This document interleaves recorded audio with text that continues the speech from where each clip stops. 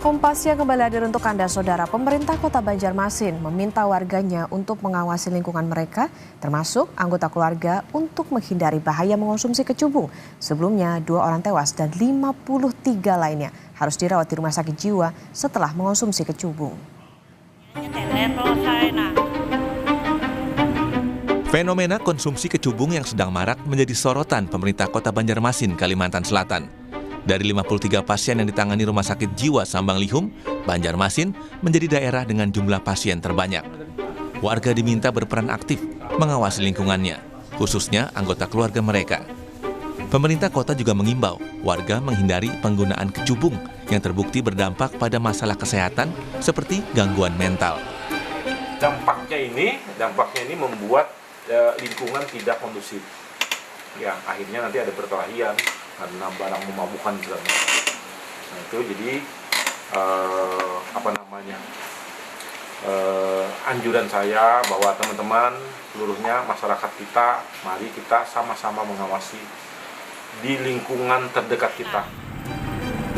Sebelumnya, dalam sepekan terakhir, warga di Kota Banjarmasin, Kalimantan Selatan dibikin resah dengan fenomena mengonsumsi tanaman kecubung.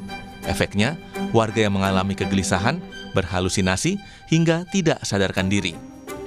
Akibat mengonsumsi kecubung, sebanyak 53 warga dirawat di Rumah Sakit Jiwa Sambang Lihum, Banjarmasin.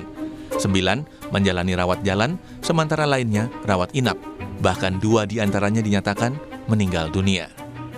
Kalau dari kamar kami sudah menyiapkan beberapa ruangan yang kami alihkan sehingga dalam kapasitas 50 kami masih siap, dan kalau memang lebih dari 50 kami akan strukturisasi lagi pola perawatan kami.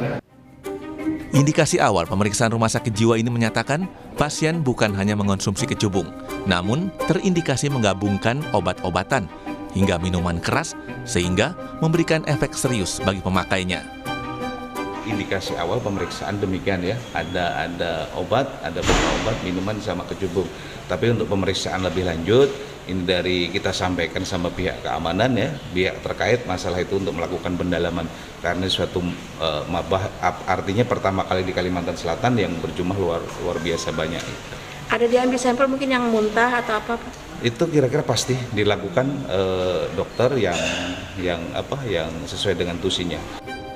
Polisi telah melakukan patroli ke sejumlah titik yang diduga menjadi lokasi transaksi jual beli rokok tembakau yang mengandung kecubung. Polisi juga melakukan sosialisasi kepada masyarakat tentang bahaya mengkonsumsi kecubung.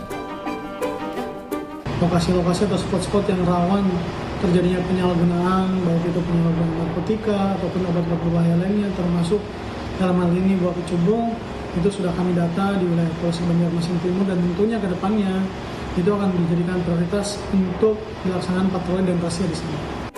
Pasien yang sudah sadarkan diri hingga harus menjalani terapi rawat jalan untuk menghilangkan zat adiksi secara total selama 2 pekan. Meski sudah sadarkan diri, pasien masih sulit diajak komunikasi saat dimintai keterangan. Kecubung dapat dimanfaatkan sebagai tanaman obat untuk antibakteri, anti kanker, hingga obat bius. Namun kecubung harus diolah dengan cara yang benar dan tepat untuk menghilangkan racun yang dikandungnya. Tim Liputan Kompas TV Banjarmasin, Kalimantan Selatan. Untuk mengetahui informasi terkini, kita sapa jurnalis Kompas TV Salsa Imani di Banjarmasin, Kalimantan Selatan. Salsa, selamat siang. Hingga kini berapa jumlah pasien keracunan kecubung yang masih dirawat?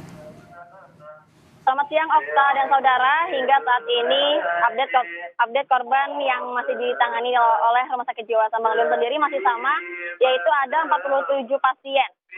Namun dari data yang kami dapatkan memang benar adanya penambahan pasien di Rumah Sakit Umum Daerah Banjarmasin, tetapi kami masih memastikan kembali apakah korban tersebut ini merupakan korban yang benar-benar mengonsumsi buah kecubung atau korban-korban yang sengaja mengonsumsi obat-obatan terlarang, Okta.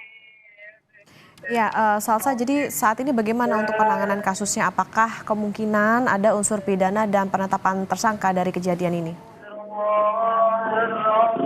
Baik, Okta, terkait penanganan maraknya kasus kecubung ini, Direktorat Res Narkoba Polda Kalimantan Selatan telah melakukan pendalaman pemeriksaan terhadap korban yang telah sadarkan diri di Rumah Sakit Jiwa Sambang Lihum, yaitu AR dan S. Hasilnya ternyata dua korban ini mengalami mabuk bukan karena buah kecubung, tetapi mengonsumsi obat tablet putih tanpa merek dan logo.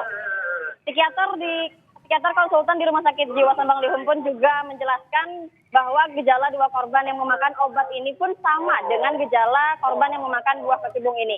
Hingga sekarang tablet putih tanpa merek dan logo ini pun masih belum diketahui pasti apakah ada kandungan buah kecubung di dalamnya. Selain itu, Direktorat Res Narkoba Polda Kalimantan Selatan pun melakukan penindakan. Dari kesaksian dua korban sebelumnya, menindaklanjuti 4 tersangka pengedar obat putih tanpa merek dan logo ini. Mereka yaitu dengan inisial M, MS, IS, dan SY. Mereka juga mengaku bahwa menjual obat putih ini seharga Rp25.000 per butir. Lalu keempat tersangka ini pun dijerat pasal 435 Junto 138 Ayat 2 Undang-Undang Nomor 17 Tahun 2003 tentang kesehatan dengan ancaman penjara 12 tahun penjara. Okta. Ya baik, masih ada pasien yang dirawat di rumah sakit karena mabuk kecubung ini dan polisi juga masih terus melakukan pendalaman terkait dengan kasus ini. Terima kasih jurnalis Kompas TV Salsa Imani melaporkan dari Banjarmasin, Kalimantan Selatan.